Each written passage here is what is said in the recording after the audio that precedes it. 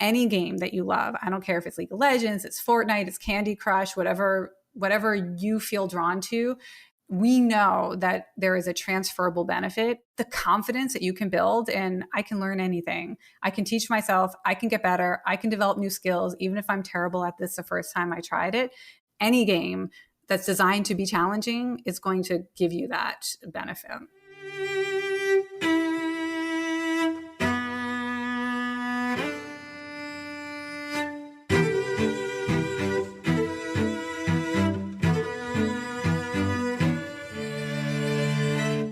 Welcome to the Knowledge Project. This is Shane Parrish. This podcast on our website, fs.blog, helps sharpen your mind by mastering the best of what other people have already figured out. If you're hearing this, you're not currently a supporting member. If you'd like early access to the podcast, ad-free episodes, transcripts, and other subscriber-only content, you can join at fs.blog/podcast. Check out the show notes for a link. My guest today is Jane McGonigal. Jane is a PhD game designer who advocates for the use of video games to help people learn skills that transfer to the real world, heal physical problems like concussions, and improve attitudes and self-esteem in our kids. We're going to talk about video games, how they help you make better decisions, how they help your kids, how much is too much, what to watch out for, and so much more. It's time to listen and learn.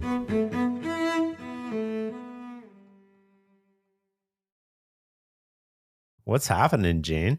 Oh, I'm super excited to be talking to you. Thanks for inviting me on the podcast. Your background is fascinating. You've got a PhD basically in video games, and then you got a head injury, and you made a game to help yourself recover. Can you tell me more about that? Yeah, I had been studying the psychology of games and specifically how games change the way we respond to stress and challenge, not just in the games, but in our everyday lives. I've been studying that for 10 years. I was the first person to get a PhD in it. And then I was writing my first book about all of that research when I got a traumatic brain injury that, it started as what seemed like just a normal concussion, and it didn't heal. And it was days, and then it was weeks, and it was months. And, a year later, I'm still suffering difficulty with my memory and hard to get out of bed and, dizzy all the time, these horrible migraines, depression, anxiety. And I guess I was lucky that at some point in that recovery, it occurred to me that I could use everything that I had learned about the psychology and neurochemistry of gaming and why we feel so motivated when we play, why we feel like we can take on any challenge, why it's easier to ask other people for help, right? I mean, nobody has a problem asking for, tips on a game or resources in a game. Could I bring that to my own recovery? And that was the genesis of a game, Super Better, that I played for my own healing, and that has now helped more than 1 million people recover from symptoms of traumatic brain injury, depression, anxiety, chronic pain, and other sort of challenges that we may struggle with and need just a kind of a fresh mindset on to stay engaged and feeling optimistic. You also did a lot of work on concussions, right? I remember listening to some of the background material for this, and the first, is it 3 hours or 3 days are critical, and then 30, and then a year? Yeah. So I'm lucky. I was able to get a clinical trial grant from the National Institutes for Health to actually test Super Better for traumatic brain injury recovery, because there isn't a lot of standard treatment for concussions. It's really just rest and try not to get a second hit, which can be more dangerous. So basically like hole up in a dark room. And it is important to give your brain rest during those, first 3 days or first week.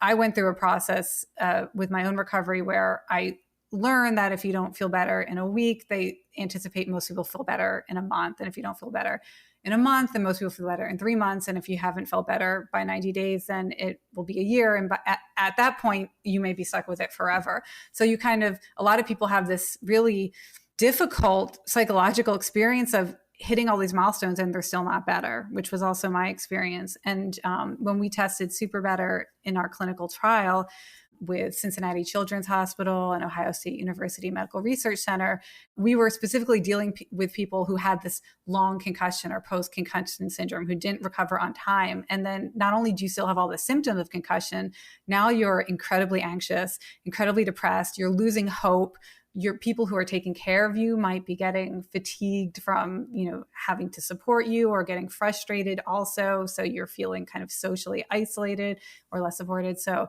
yes, it's kind of, the longer it goes on, the more important it is to get some kind of tool that will help you stay optimistic and not fall into the cycle. Because I could tell you the one big breakthrough that we now know is that concussions make you incredibly depressed because your brain is trying to stop you from getting injured again. And so it kind of shuts down all the pathways that tell your brain it's worth getting out of bed. And so it can feel suicidal, feel like there's no point in going on, because your brain literally can't imagine anything good happening again. So, it's good for your brain to try to protect you, but it's absolutely terrible for the person going through it. And we have to we have to overcompensate for our brain's protective mechanism and start looking for ways to believe that the future can be good, because our brain is kind of overdoing it with the protection. I want to get into more about Super Better and what specifically about it helps you with recovery. But what else did you learn about concussions in general? There's a lot of inflammation involved. So it looks like, little things you can do that tend to decrease inflammation systemically are helpful for recovery. So there are dietary things like you can do, like increasing turmeric in your diet, eating things like, walnuts or fatty fishes, that can help early on in the first year of recovery. And, meditation, kind of things that systematically lower inflammation throughout the body, because a lot of the, I want to say almost physical symptoms of concussion, the incredible headaches and the brain fatigue and fog, comes from the inflammation. So, but there's really not a lot known about how to speed it up. It's like, it just basically, you kind of wait and see. And Super Better has been shown in the literature to improve depression, anxiety, and recovery faster, but we don't exactly know why. We have some hypotheses that I could chat with you about. It's so understood for something that affects so many people. What are your hypotheses on why that is working so well? Well, I think there's a kind of downward spiral with concussion where, yes, you have these symptoms that are very real, and particularly the headaches and the nausea and the memory issues or concentration issues. But when you start to add depression, anxiety, and social isolation or loneliness on top of that, then it creates an intensification of the inflammation that's triggering the physical symptoms.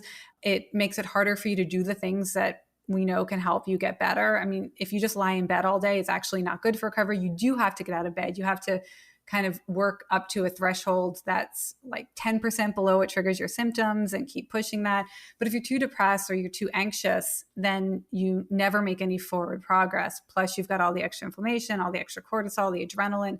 So, I think what the researchers that I worked with at Penn and OSU, and I believe is probably helping with the concussion recovery, is it's basically getting people out of the way. If you can not make anything worse, don't add any extra problems, so that the depression and anxiety don't intensify it. And then you'll have a little more energy to do the things that will help you get better faster, a little more willpower not to push yourself because you have faith in the recovery process. So you're not going to do things that actually set you back 2 weeks or 30 days because you push too hard.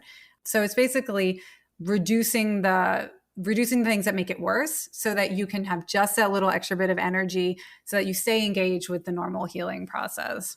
That's crazy. And then, so it also gives you something to think about and do that's not too far in the future, right? It because part of what I understand about concussions is we lose our ability to think about the future. Yeah. It's really interesting. So one thing that happens is when you try to imagine the future, it loses that vividness, the detail. You describe it in a more sort of general or vague way. So there's a functional loss in your ability to imagine the future. And then when you do imagine the future, even if you're thinking about things that normally would get you excited, your brain is basically refusing to fire up the pathways that allow dopamine to get you excited and motivated and paying attention. Even when you imagine the future, it just looks all kind of bleak and gloomy. What Super Better does is, the first thing it does is it basically tries to trick your brain into believing that something good could happen as a result of your own actions. And it starts incredibly small. I mean, the first 4 things you do in Super Better are, stand up and take 3 steps, and no matter how you're feeling, because that gets the blood flowing and it automatically disrupts the inflammation process. So great, you did one good thing that will actually help your brain. And all you had to do is take 3 steps. In fact, I'm going to just do it right now because I've been sitting at my computer all day and I have a migraine right now. So I'm going to just do a little bit to feel better. Or you send a text message to somebody to thank them, for any support that they've given you, or inspiration or encouragement, or just tell them something that you appreciate about them. And just to remember that even with whatever you're going through, you can still make somebody's day. And that gives you power and agency. Yeah, your life sucks right now, but you know what? You have a mom, or you have an old teacher, or you have, there's somebody out there who would really smile to hear some kind words from you. So Super Better is all about showing you the power you have, the smallest things you can do to feel happy, to feel successful, to feel important to others, to feel hope. And every time you do that, you force your brain to fire up those dopamine pathways. Sorry, brain, you wanted to stay depressed and believe nothing good could happen, but I just showed you, I just proved to you that something good could happen as a result of your own actions. And so we're essentially reverse engineering. We're trying to get in there and say, yeah, yes, I'm not going to go, mountain biking, but I am going to stay engaged with my day. And it is a pretty complex system. There's a lot to do in Super Better, but that's really at the heart of it. It's just every day, wake up, do a few things that remind you of your power, and actually measurably, objectively improve how you feel physically, emotionally, mentally, socially. And that will give you some hope for your future. I love how you renamed yourself Jane the Concussion Slayer. Yeah, because I was so mad. And I didn't ask for it. I was dealing with it. And I was just, thought of Buffy the Vampire Slayer, who did not choose to be the Slayer. She was born into that, and she just had to accept it and battle those demons. And, it sounds almost ridiculous because I was also suicidal. So it's how does something so ridiculous or so absurd actually help? But I think what a lot of times what we've seen with our Super Better users is that people who are the most frustrated, who have tried so many different things, and they're still dealing with whatever it is. The anxiety keeps coming back, the depression keeps coming back, the pain keeps coming back. That just trying something new and having that open-mindedness and curiosity and a sense of playfulness about it is really helpful. And it's interesting, when I first released Super Better, which has been almost 10 years now, I think there was some pushback or skepticism. How is a game going to help people with something serious? And isn't this dismissive of real people's problems? And I was getting letters from people with terminal diagnoses, stage 4 and beyond cancer, ALS, who were using it because what else were they going to do? I mean, they had sort of run out of conventional treatments or, therapy, and they needed to create meaning for themselves and create purpose for themselves. So yeah, it's Super Better may not be for you if you're really happy and totally killing it. But if there's something that you just can't fix in your life or your brain or your body, then it may be something that's helpful. Let's zoom out for a second, away from concussions and Super Better. And what is it about video games? People have an aversion to video games, but there's so many useful tools and insights and lessons that we can draw from them. I mean, people who don't play video games have an aversion to games, but there are 2.3 billion people on the planet now who regularly play video games. So 1 in 3 people have actively chosen to make games a part of their lives, which is really exciting. My mom is not one of those people. You don't even know. I bet she might be. I mean, she might be doing something on her phone, like a little, cat collecting game or something. Oh, maybe, I talk to so many people who swear they've never played a video game, and they are on level 1200 of Candy Crush Saga. This happens all the time. So, what is it about games? Look, I mean, my God, we could have a 12-hour podcast series at least on this. But the most important thing is this is my life researching, the potential benefits of games played, by the right person at the right time for the right reason. And the number one thing we know, any game that you love, I don't care if it's League of Legends, it's Fortnite, it's Candy Crush, whatever you feel drawn to, we know that there is a transferable benefit, which is you get better at learning new things, at dealing with systems that are frustrating and having to adapt. You're learning new rules, you're learning new interfaces. It's designed to frustrate you, and you have to adapt and get better. And you build confidence in your ability to get better. And every game does this. And it's something that we shouldn't trivialize. We shouldn't pretend that games are, just escapist or just a pastime, that they actually build this kind of growth mindset.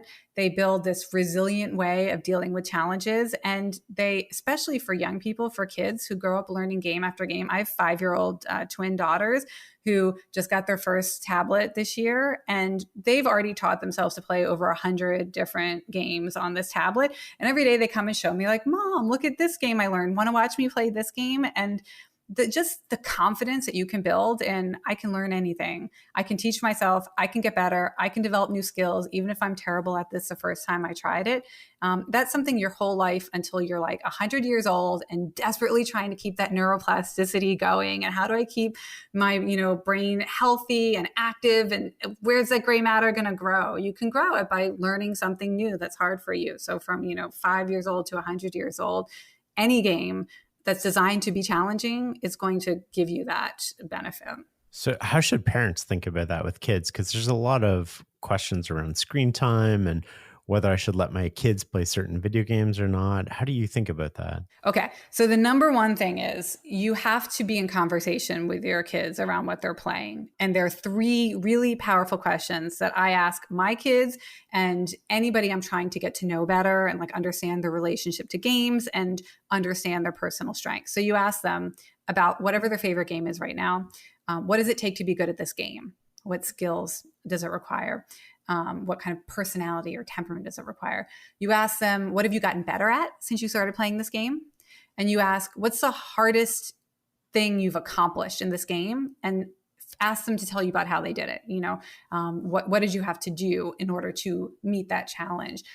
Because it turns out that people who can talk about what they've gotten better at, what real skills, whether it's, being able to manage my breathing under pressure, my heart rate under pressure, if they're a competitive esports player, or if it's creativity, maybe it's I don't give up when things are hard, it's communication in stressful situations with my teammates, it's I know where to look whenever I don't know what to do, I'm a really good information finder. Whatever it is, people who can talk about that, they tend to bring those skills to their work, to their learning, to their relationships, to their hobbies. And all you have to do to get somebody to transfer the benefits of games to real life is just have that conversation. And you can do it with yourself too. Like just have a little game journal. Every time you play a new game, you're like, what am I getting better at by playing this game? What's the hardest thing that I have achieved by when I've been playing this game? And what did it take to do it? And so if you're having those conversations with your kids, I don't care what they're playing. I don't care if they're playing Fortnite, for 20 hours a week and that stresses you out. By the way, 21 hours a week is like the tipping point where we do start to see it can get in the way of physical health or mental health. So, less than 21 hours a week. But other than that, it can be anything, the killing zombies, like it's stuff that you don't understand why they enjoy it. You can still ask those questions and you can still have that conversation and you can reflect back to anybody. Like when I watch my husband play a game, I can tell him what I think, what strengths I think he's showing. And I can show him that I see all of those great things and those great qualities in him. Games are just a great way to tell each other, what we're good at and what we want to be appreciated for and what we value in each other. And so we should just have more of those conversations. Are there better times a day for kids to play? Yeah. So, there's a really counterintuitive study that parents always like, when I tell them about it, because it showed the opposite of what most parents assume is true, which is if you want kids to retain what they study better, you should have them play video games first and then do their homework and then study before they go to sleep. Because if you study first and then as your reward, you get to play games, when you go to sleep, your brain is going to focus on the most salient problem it was recently trying to solve. And I'm sure, I don't know if you've ever had this experience, you go to sleep and your brain starts like it's working on whatever you were just really fixated on. So you want that brain to be fixated on, the calculus or the whatever the foreign words you're studying are, not on the level that you were trying to solve in a game. So actually reversing the order is a really good tip. The key is just to setting a hard time limit so that, if they play for 90 minutes and they switch to work or whatever it is. But yeah, you don't want to have the game right before bed unless you've recently been traumatized, this is like, can we do a PSA, a little public service announcement? Yeah. If you're having flashbacks of a traumatic event, or you're ruminating on something that it's making you crazy, like you can't get this bad experience out of your mind, you can't get this, you're replaying this conversation over and over again because you feel like you said the wrong thing and you just feel fixated on it, playing a game right before bed will essentially hijack the attention center, and especially the visual centers. If it's a game that's very visual, I mean, Tetris is like the golden game in clinical trials when they study this effect. It's like Tetris is the best option because it literally hijacks your brain. Like you close your eyes and you see the falling, Tetris blocks. But any game that can really focus your attention will make it less likely for you to be then lying in bed trying to fall asleep with all these negative thoughts or having nightmares and flashbacks that you can't control. So yeah, you should play the game right before bed if you're dealing with that problem. But otherwise, do something else like you're learning or your, whatever your growth stuff is, do that before bed instead. It'll stay in your brain better. Is there a difference between the benefits we get from single player games versus multiplayer games? Yeah. I say right game, right time, right person. If you're trying to control your attention, you might have an easier time with a single player game. If you're trying to manage anxiety, or you want to, slow your heart rate down, or you need a positive emotion because you're having a hard day, just pull out your phone or your Switch or whatever and do a little solo gaming that gets you in the right frame of mind. And then, social gaming, I mean, we know that people who spend a lot of time playing the same game with the same people report getting more social support in their everyday lives. So even if it's a game like Pokemon Go, where you might not see the other player, you might not be speaking to them, maybe we're doing remote raids together, we're just sending each other virtual gifts every day, you're more likely to text somebody that you've had an interaction with in the game, or pick up the phone and ask them for help with a problem, or just feel like you have a rich network of support if you need it. It's sort of that safety net that you feel like you have in your life that makes us, less anxious or feel less alone. If you play the same game with the same people, League of Legends, whatever it is. And so, yeah, I try to have a balance in my life. If I'm super anxious, and I'm trying to focus my mind, I'm not going to do Pokemon Go because that's not quite, stimulating enough. I might need to do something a little more challenging, but you start to learn and curate a set of games in your life that plays the right role for you. And I think the more that you can articulate, this game gives me this benefit, and I play this game because, it helps me in this way. We don't see people like that developing, pathologies around gaming. They're not the people who are feeling overwhelmed. They're playing 40 hours a week, 60 hours a week. It's taken over their lives. The people who run into the problems tend to be escapist gamers who just feel like games are the only thing that, keeps them sane. They want to avoid reality, but they're not thinking about the benefits that it can give them to make them, stronger in real life or more capable of meeting those challenges. It strikes me that in some of the multiplayer games, like leading a guild or leading a party and coordinating these things, coordinating resources, coordinating attacks across the internet has become an incredibly valuable skill set almost overnight. Yes, right. Well, right now, with so much virtual work happening, and even in the future of work, we know that workers are going to have to be comfortable collaborating with AI programs and managing, their own swarm of bot programs. They're going to have to be able to, work in virtual reality, to control robots or drones, or, there are all of these skills around virtual environments, virtual collaboration, remote collaboration, that gamers are definitely at the leading edge of developing the skills for. And, I always say, like, if you're worried about the future of work and not sure what to do to get ready for it, you could do a lot worse than to play some challenging video games. We have every reason to think that the future of work will be, more like Fortnite, than the kind of office jobs that we have today. What are the best games for kids to play, do you think, in different age groups, say like under 10 to 15? And I know that it's dependent on, kid and timing, but there's probably some games that give you better lessons possibly than others. Yeah, I mean, first of all, there's a cultural currency to playing the games that your peers are playing. And one of the big benefits that we know kids get is that kind of social confidence when they are in the culture as their peers. So, I mean, it changes from time to time. Minecraft is still very popular and gives you a wide range of, do you want a little bit of adrenaline? Do you want the creepers to be able to destroy what you create? Or do you want to be in a nice, peaceful, creative mode? That's an environment where you can choose, how you want to play. And there's a big community around it. Pokemon Go is great because it gets people active and out exploring their real world environments. And I certainly know my kids started getting way more active steps when we started playing it together. And that's important.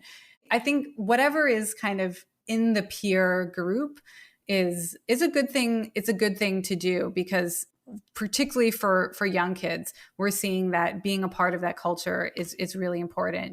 Wall Street Journal had an interesting article about how kids in the US who have been gamers their whole lives seem to have adapted psychologically better to the pandemic, to being forced to do at-home learning and not be able to go out to like playgrounds and their sports as usual, and that they adapted better because they already had all these sort of rich online communities and ways to stay connected. So, I mean, for me, if you're a parent, if there's a game that all your kids' friends are playing, even if it looks a little bit like, oh, I don't know, is there some realistic violence or not? The benefits they get from playing the same game as their peer group should outweigh whatever you might feel uncomfortable about seeing on screen. That said, you can also have conversations with your kids about, why you prefer they don't play.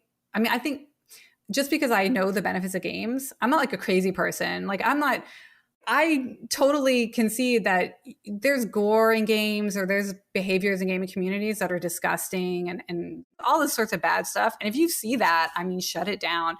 And I personally, when I play Fortnite, I love Fortnite, but I'm like total stealth mode. And I hope to outlast everybody. I don't kill people because I'm not into that. It doesn't make me happy. I feel bad ending someone else's game. And I don't even like that kind of comical violence. And you can talk to your kids about that and be like, I don't play games where I kill people because I don't know. I just don't feel good about it. And have that conversation too and help them reflect on it, I think is a valuable thing to do too. Is there truth to the violence in video games leads to violence in adulthood? No, isn't that we're such idiots? Like the fact that we're still talking about that decades after it's been like systematically disproven. I mean, like the most conclusive evidence that it's not true is that the number of people who play, I put violent in quotation marks because the really violent games are like American football. I mean, talk about concussions, right? We actually have violent games that we play, and most of them are physical sports where we actually do violence to ourselves and our own bodies and to each other. Video games, the number of people and the hours that we've spent playing them has skyrocketed, and yet violent crime has gone down almost on the same curve. And so it's like completely ludicrous. And nobody actually believes it increases violence. So the one thing we know is that if you are ideating on a violent activity, let's say you're like a really disturbed individual and you start to have fantasies of acting out, your fantasies are likely to be informed by whatever media you're consuming, whether it's graphic novels or movies or video games. And so you may act out what you've seen in a game. If you weren't a gamer, you might act out what you've seen in a movie. If I had someone in my life who I was worried had, violent fantasies or was having a severe psychotic break, I wouldn't be excited about them being obsessed with a game where they're creating an arsenal of realistic weapons. I would definitely be concerned about that. But if somebody's not having a psychotic break, it's not generally something that we need to, there's literally no evidence that it does anything like that. Are there any warning signs that parents should watch out for in their kids that borderline addiction or behaviors what are those? Yeah. I mean, the first thing you do if you have any concerns is start counting up the time that's spent playing, right? So if it's over 21 hours a week, I do recommend that you start trying to control it or shape it, unless they are an extremely accomplished esports player, because you can make hundreds of thousands of dollars in tournaments. It's a job. You can play 40 hours a week if it's your full-time job, fine. But short of that, keep a log for a week or two, see how many hours it is, because in all of the studies that have been done of kids, of adults, of all the negative impacts of games, no study has found negative impacts at less than 21 hours a week. So just, want to be safe, great. Keep it 3 hours a day. That's plenty of gaming for somebody's well-being. The other warning sign is if gameplay seems to increase in intensity while real life problems are also increasing. So what you don't want to see is a direct relationship between more problems, more games.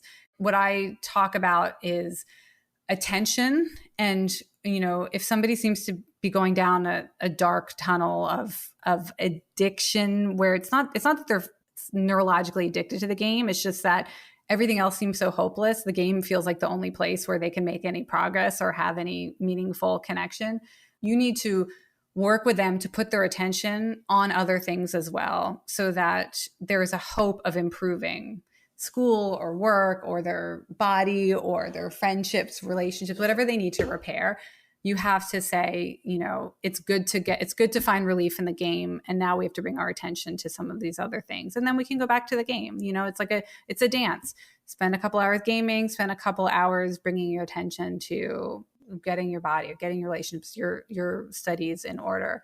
Yeah, that's a red flag. You don't want to see more gaming with more problems. That's the downward spiral we were talking about. So for all the tweens and teens out there listening to this and getting your parents to listen to this as evidence that they should let you play more video games, you should get your grades up as you play more. Well, it grades, whatever. I by the way, I've been radicalized around schooling and the amount of anxiety and stress that kids are under, especially in the American school system. It's so absurd. The idea that for the first 18 years of your life, you should be just constantly worried that you're not going to perform, to some artificial standard, that your behavior is not going to be acceptable, that, my kids, I've disenrolled my kids, from our school district this year, and we're hoping to just, unschool. I don't know what we're going to do, but what has happened to, I still have nightmares about high school. I was one of those 4.0, high achieving students. And I still have nightmares that I forgot to study, that I haven't been going to class, and then I have to remind myself in my dream, Jane, you have a PhD. It doesn't matter whether you graduate from high school or not, you're okay. But we are traumatized.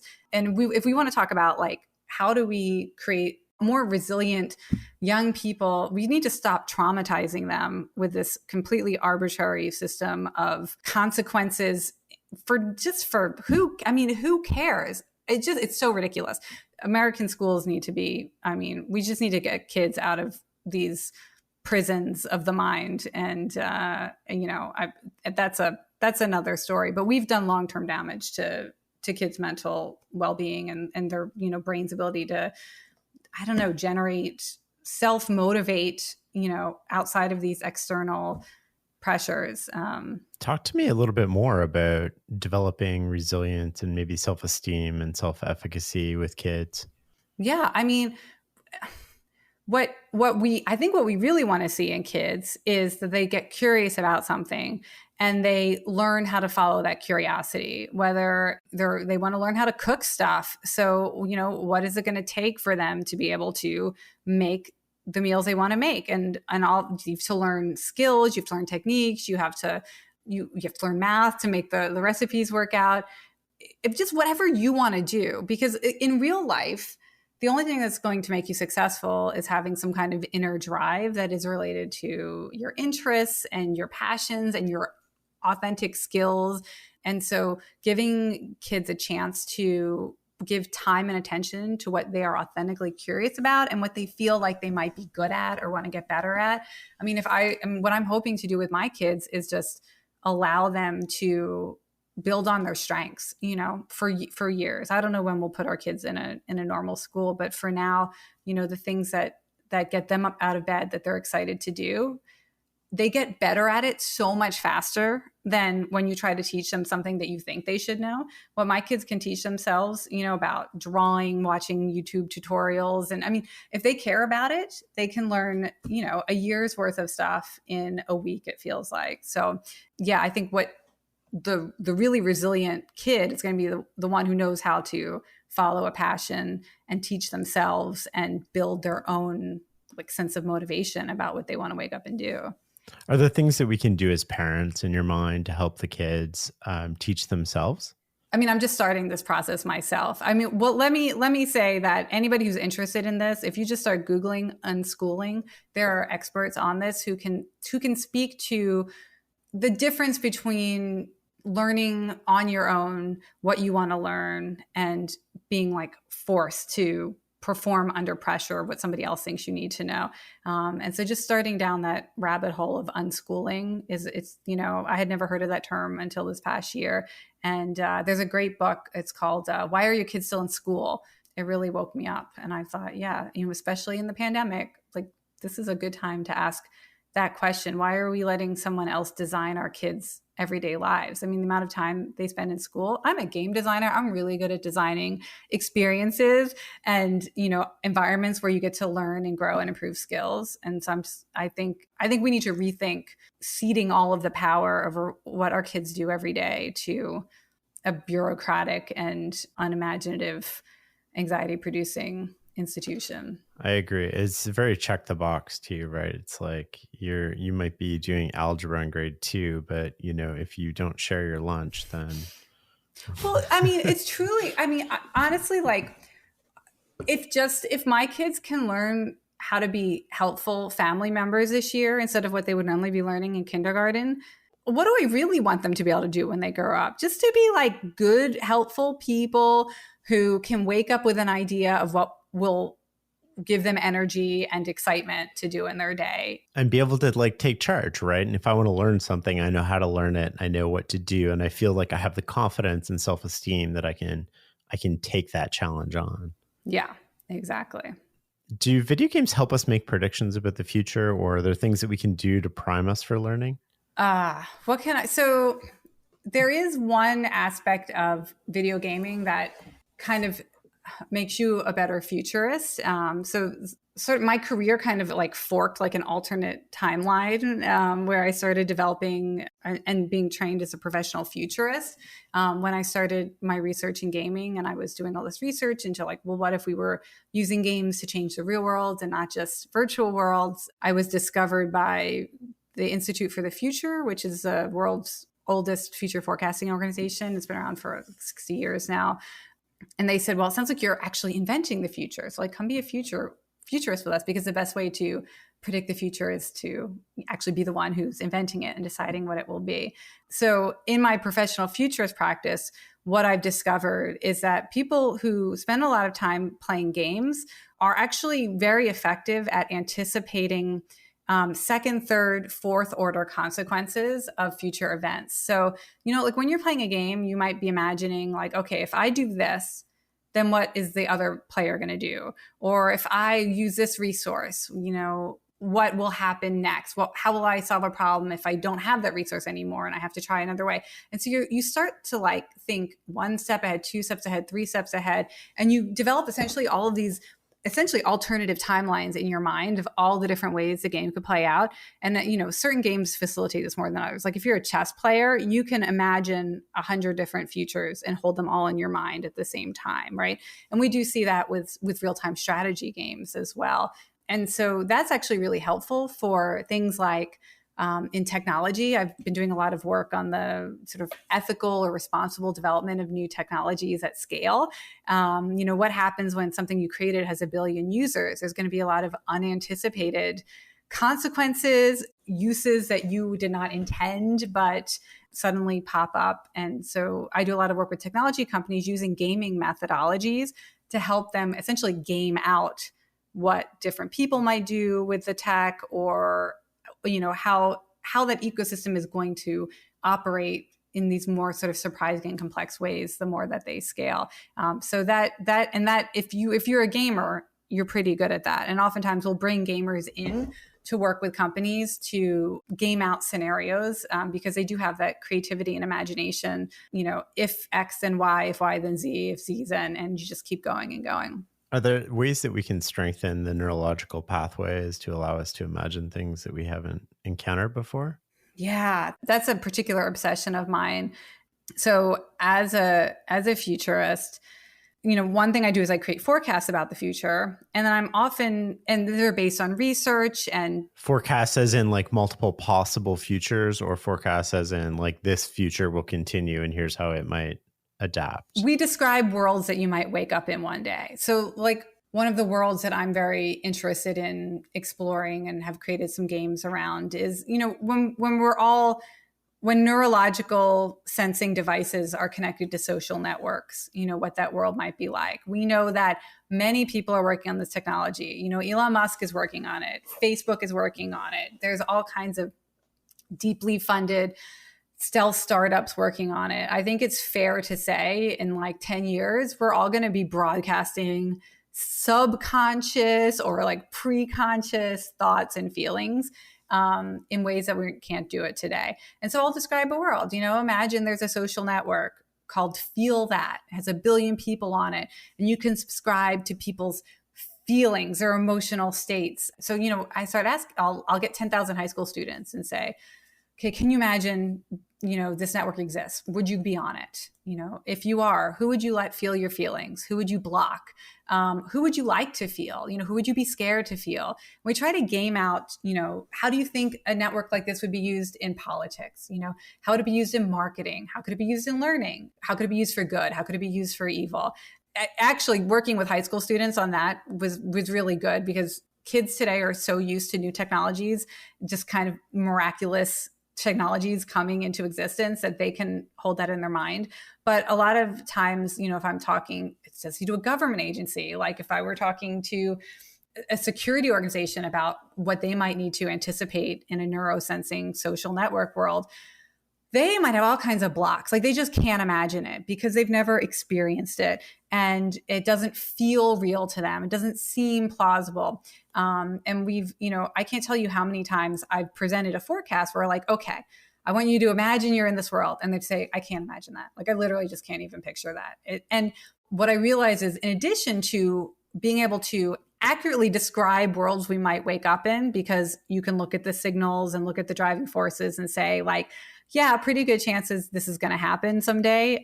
So like we should start thinking about what we're going to do in that world, who we can help, what the ethical dilemmas are, who's going to be hurt by it, how can I take advantage of it? But a lot of people, they can't do any of that work because their brain says, never experienced that before. Therefore, my pattern recognizing machine says not going to happen, right? Because our brains get stuck in looking for continuation of patterns. And so when you predict a disruption, the brain can't picture it. And one thing you can do to actually help people take these possibilities more seriously is get them to imagine themselves in that world and try to like go into it as if it were a virtual reality world, like just in their own minds, picture it, look around. The first time you unbox the neurosensing device, what does it feel like? What color is it? What room are you in? Who's with you when you put it on? Who's the first person that you subscribe to feel? You ask them to create a kind of vivid story. And then the next time they're asked to think about this technology, their brain says, oh yeah, that that does seem reasonable, or that could happen, because your brain has an easier time picturing it, because now it can remember what you already imagined, and that feels like evidence. So if you want people to take seriously things that sound unthinkable or unimaginable, just getting them to just tell a story, even if you think it could never happen, just, start imagining it, tell that story. The next time they think about it, they feel like it could be more real. And then the next time, and the next time, and the brain starts to actually finally get it. And I'll tell you, I've been doing pandemic forecasts for, two of my biggest games, one in 2008 and one in 2010, forecast big respiratory pandemics that started in China for the year 2019 and 2020. And I have heard from players all year long who played those games a decade ago. Okay, you know what? I put my mask on in January. I didn't need the government to tell me. I didn't listen to any propaganda. Like, I understood because you had me wear a mask. I had people running around Stanford in 2008 wearing masks, because we had this, we were simulating for 6 weeks a pandemic, and how would we have class, and how would we throw birthday parties? We pre-solved all of that stuff, and felt the anxiety and felt the annoyance and the frustrations and the physical, you can help people prepare for and imagine these futures just by essentially gaming them, living them, simulating them, so that when they roll around, you're not frozen, you're not stuck in the old ways of thinking or doing. Your brain's ready to go because it's already accepted that this is possible. And so you can act faster and adapt faster. I like that, because then you've already experienced it. You've already gone through the friction of sort of accepting it and dealing with the what ifs. And now when it happens, you can just sort of switch on that part that you've already used. Yeah. Do you want to hear one of the next things that I'm really trying to get people to wrap their minds around? Yeah, totally. So government mandated internet shutdowns. It seems so implausible that we just wake up and the government would have said, you know what, no internet for 3 weeks. Didn't they try this on Ready Player One? Right. There's a great organization, accessnow.org, that's tracking government mandated internet shutdowns all over the world. There were hundreds of instances, and it's not just in authoritarian countries. The number one place where the government shuts down the internet is a democracy. It's India. And the number one reason given for internet shutdowns is public safety, to prevent the spread of misinformation. Really, they're often linked to protests or the spread of truth in authoritarian countries. But our president has the power, according to the War Powers Act. He can shut down internet, can shut down TV and radio, can shut down mobile service. What? That's crazy. But so it is crazy. And the thing is, it's already happening. So William Gibson, the science fiction writer, he has this great quote: "The future is already here. It's just not evenly distributed." And we often think this is someone else's problem. Okay, yeah, in the Philippines, they're always shutting down the internet, or in India, this is someone else's problem. But it could be our problem too. And I think people should start pre-thinking, what are they going to do if they wake up and the internet's out and mobile phones don't work? Because let's say there's too much disinformation about the election results. So it's not for public safety. We're shutting it down. Or the next pandemic. Let's say 5 years from now, there's another pandemic and people are spreading misinformation. So they shut the internet down to stop the spread of misinformation. There are lots of plausible reasons. And we're so used to thinking of the internet as this kind of stable, neutral resource that we just take for granted. I actually created a game to help people really start making plans for what do you do if the internet's just randomly shut off, every few days or every few weeks. Could be just for a few hours, could be for a few days each time, but we have to adapt. You don't know any given day if it's going to be there or not. I want to talk about something you mentioned there, which is the misinformation. How do we get better at filtering what's real and not? And I guess in a way, thinking for ourselves about the information being presented. Yeah. I mean, we probably shouldn't think for ourselves is part of the problem. I mean, we need to have trust. There needs to be trust in some expert or external system. I mean, if you're always just sort of trusting what you think, your brain is going to get you in trouble, because we have all kinds of mental biases or hiccups. The brain will always reject information that doesn't align with its current way of thinking unless you can really shake it up. What at least what I try to do in future thinking is, because I know people will reject things that don't gel with their own experience of reality. We know that one thing that can interrupt that and kind of force a rethinking is a really strong emotion. So when I create these future forecasts, I try to get people to sit with, a strong feeling of anger or anxiety or envy. I try to, you wake up one day and this is happening. How do you feel? What do you do? And try to get an emotional component going, because the region of the brain that sort of is constantly monitoring the environment for change, that says, maybe your strategies aren't working, or you need to be open to information that is counter to your current beliefs. That does get jolted up by really strong emotions. So that's also how propaganda works too. So, any good technique that can be used for good can be used for not so good. And so maybe, in a way, what we're just saying is we need to use propaganda methods, but for good. That's a slippery road to go down. But we need to play on people's emotions more, because that's how conspiracy theories work. It's how propaganda works. It's all based on emotion. So you can't just reason your way out of that. You have to trigger the emotions around, facts. Speaking of reasoning, what can we learn about just making better decisions from video games? What can you learn about making better decisions in the real from world? Playing? In the real world. I actually think that this is kind of meta, but every time you play a game, you're choosing how to spend your time and attention.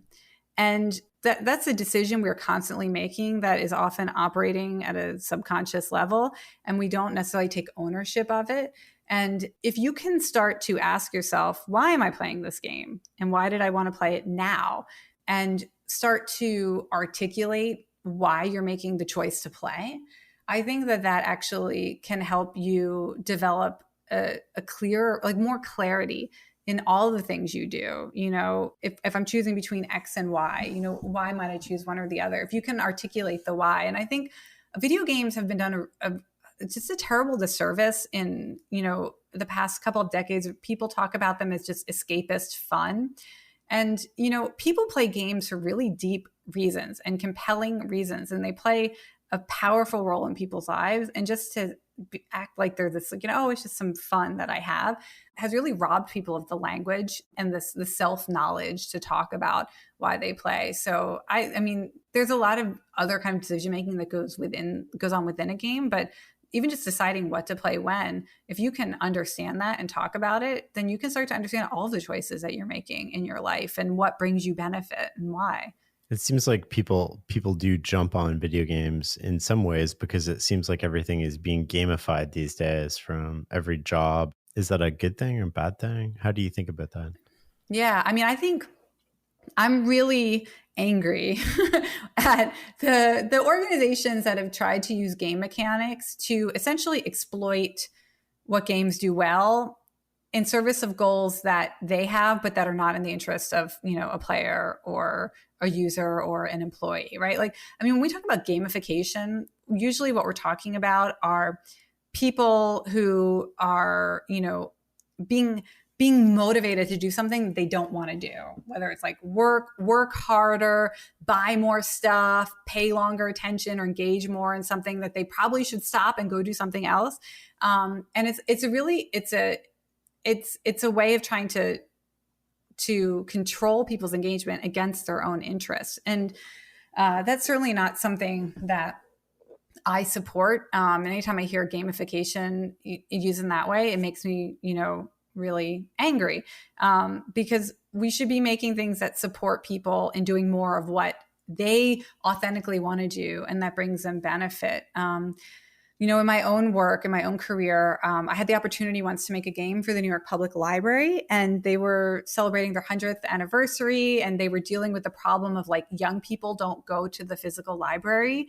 anymore. And there's like this generational just dropping off a cliff of use of the library. And so they thought, well, how can we motivate young people to do what we want them to do? And they were like, let's gamify it. We'll give them points for checking out books. We'll give them, achievement badges for visiting different collections. Well, that's what the library wanted them to do. But, the young people obviously didn't want to do it because they'd be doing it if they wanted to do it. And so the idea of gamifying that behavior really was just frustrating to me. So what I proposed instead was, what if I make a game that if you play the game, what you've actually done is written a book that can be printed on demand and put on a shelf at the library. You'll be a published author with your name in your public library catalog. And then maybe you'll feel cool about hanging out in the library because that's where your book is. And it will feel like home and a place of creativity. And I came to that idea by seeing a statistic that 92% of young people in the US say they want to write a book someday because they feel like they have a story that's worth, being told, or a voice that's worth being heard.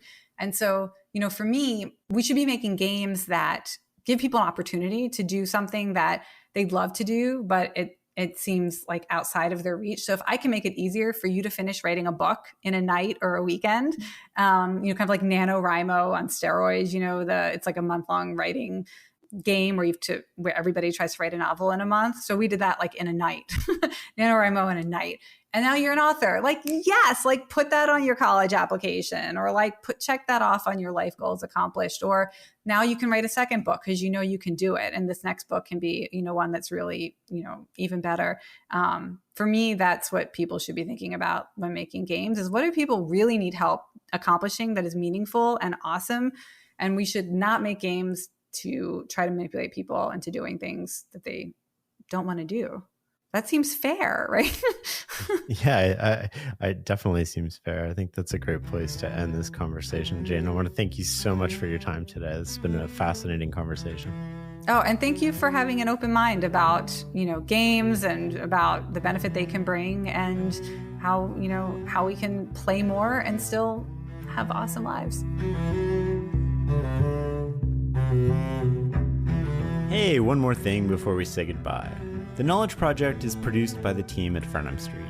I want to make this the best podcast you listen to, and I'd love to get your feedback. If you have comments, ideas for future shows or topics, or just feedback in general, you can email me at shane@fs.blog or follow me on Twitter at shaneaparish. You can learn more about the show and find past episodes at fs.blog/podcast. If you want a transcript of this episode, go to fs.blog/tribe and join our learning community. If you found this episode valuable, share it online with the hashtag #TheKnowledgeProject or leave a review. Until the next episode.